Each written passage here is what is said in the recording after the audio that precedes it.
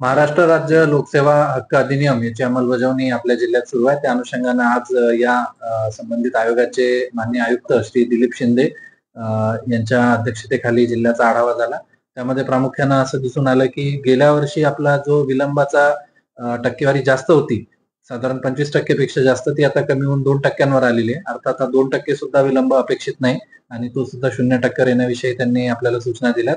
आणि त्याचप्रमाणे जी अर्जांची संख्या आहे ती गेल्या वर्षी आपल्याकडे 5 लाख अर्ज प्राप्त झाले होते. यावर्षी 9 महिन्यांमध्येच 5,03,000 अर्ज प्राप्त झालेले आहेत.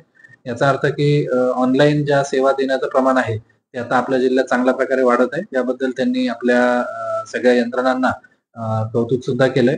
आगामी काळामध्ये जास्तीत जास्त सुविधा ऑनलाईन देऊन आणि त्या वेळेत देऊन, उदाहरणार्थ जातीचे प्रमाणपत्र असेल किंवा वेगवेगळ्या प्रकारचे दाखले असतील, NOCs असतील आणि इतर कागदपत्र असतील, तर ती सगळी ऑनलाईन करून वेळेच्या आतमध्ये त्यांना निर्गमित करण्याच्या सूचना आजच्या बैठकीमध्ये देण्यात आल्या.